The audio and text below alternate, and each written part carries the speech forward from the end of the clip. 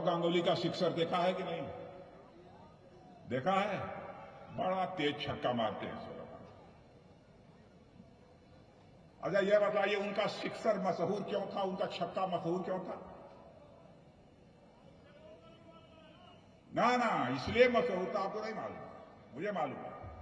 इसलिए मशहूर था, जब सौरभ गांगुली क्रीज को पार कर जाते थे, तब लोग यह मान लेते थे कि हमारा सौरभ गांगुली जो है छक्का मारेगा, सिक्सर मारेगा, तो सौरभ गांगुली सिक्सर मार देते थे।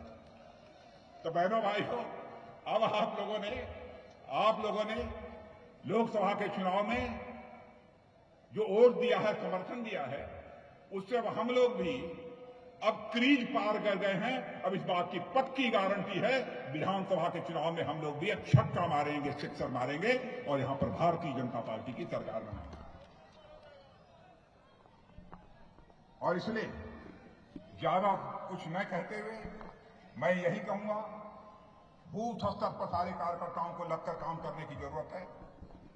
और दीदी को मैं कहना चाहूंगा कि 2 मई दीदी जागशे,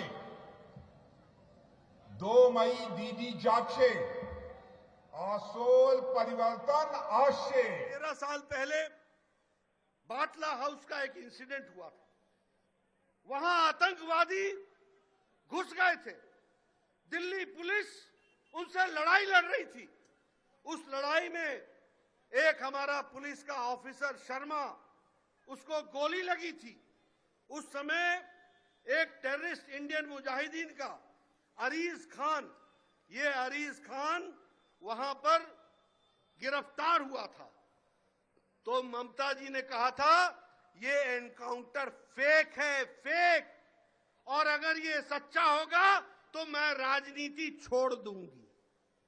अभी कोर्ट ने आदेश दिया है कि इसको फांसी होनी चाहिए, अरीज खान को फांसी होनी चाहिए, और ऐसे लोगों को रहने का अधिकार नहीं है।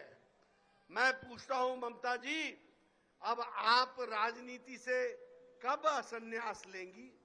लेकिन मैं ये कहना चाहता हूं, आप ले न ले, बंगाल की जनता आपको राजनीति से अलग जरूर करेगी, ये मेरा विश्वास है, जिसको मैं आपके सामने कहना चाहता हूं। पार्टी ने तय किया था कि 2 यात्राएं, एक कारदीप से और एक कुतुलपुर से अंबेडकर यात्राएं प्रारंभ होंगी और हमारे अनुसूचित जाति भाइयों के जो विकास के दृष्टि से उनकी समरसता के लिए और डॉक्टर अंबेडकर जी का जीवन, जिस तरीके से उन्होंने समाज के उत्थान के लिए और विशेष करके अनुसूचित जाति के भाइयों को मुख्य धारा में लाने के लिए जो प्रयास किया था, उसकी भारतीय जनता पार्टी सराहना करने के साथ साथ उसको आगे बढ़ाने का काम हम लोगों ने लिया था।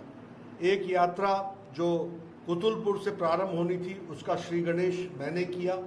इसी तरीके की यात्रा कारदीप से प्रारंभ होनी थी, लेकिन कारदीप के यात्रा को टीएमसी के गुंडों ने वहां तोड़फोड़ की, वहां उसको रोकने का प्रयास किया। डॉक्टर अंबेडकर जी के बताए हुए रास्ते को एक तरीके से, जिसको भारतीय जनता पार्टी आगे बढ़ा करके समाज में समरसता लाने का प्रयास कर रही थी, वह उन बातों को रोकने का प्रयास किया है। भारतीय जनता पार्टी इसकी घोर निंदा करती है और भारतीय जनता पार्टी एक तरीके से यह भी जानती है कि टीएमसी जान चुकी है कि हार सामने दिख रही है, इसलिए वो अपना बौखलाहट में इस तरीके की घटनाएं कर रही है। मैं उसकी निंदा करता हूं। भाइयों बहनों, मुझे आश्चर्य होता है, ममता दीदी जय श्री राम के नारे से बहुत चिढ़ती है, और जब मैं यहां पे आया तो मेरा अभिवादन जय श्री राम कहकर के सभी लोगों ने किया।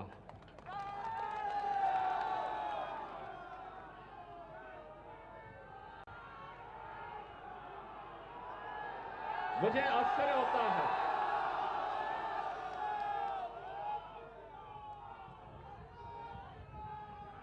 वैसे एक परिवर्तन तो हुआ है। 2014 के पहले इस देश के अंदर